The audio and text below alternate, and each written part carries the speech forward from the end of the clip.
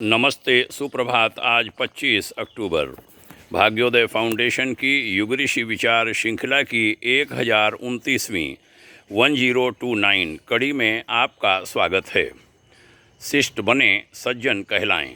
आज की पुस्तक पृष्ठ 4 पर पूज्यवर आचार्य श्रीराम शर्मा जी ने लिखा था, भारतीय शिष्टाचार।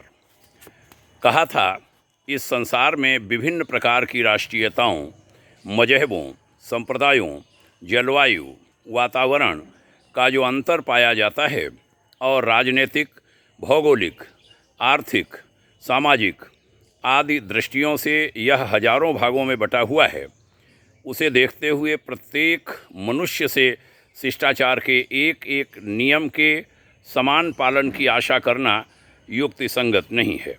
हिंदू, मुसलमान, ईसाइयों, सिखों के जातीय शिष्टाचार में अनेक बातें एक दूसरे से भिन्न हैं। फिर भी वर्तमान समय में वैज्ञानिक आविष्कारों के कारण सब लोगों का मिलना जुलना और उनका पारस्परिक व्यवहार, लेन देन इतना अधिक बढ़ गया है कि अब शिष्टाचार के कुछ ऐसे सामान्य नियम भी बन गए हैं जिनका ज्ञान प्रत्येक मनुष्य को होना ही चाहिए। फिर भी हमारा कर्तव्य है कि हम सबसे पहले अपनी भारतीय सभ्यता और शिष्टाचार की जानकारी प्राप्त करें, क्योंकि निसंदेह यह सबसे प्राचीन सभ्यता है। आज जबकि संसार की अधिकांश संस्कृतियों का अंत कुछ 100 वर्षों में ही हो चुका है, भारतीय संस्कृति हजारों वर्षों से स्थिर है।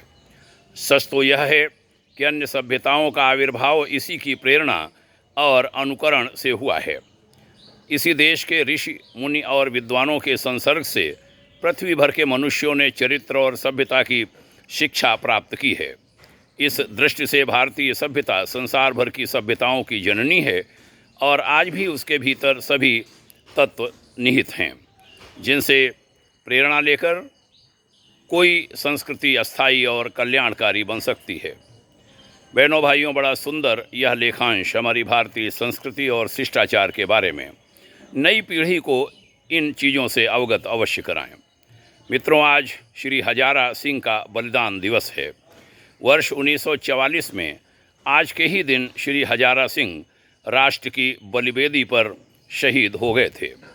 कृतज्ञ राष्ट्र की महान स्वाधीनता संग्राम सेनानी श्री हजारा सिंह को भावपूरित श्रद्धांजलि। उनके उत्तराधिकारी परिजनों, कुटुंबियों के लिए हम सबकी सद्भावना, भाग्योदय, शुभकामना। ओम शांति।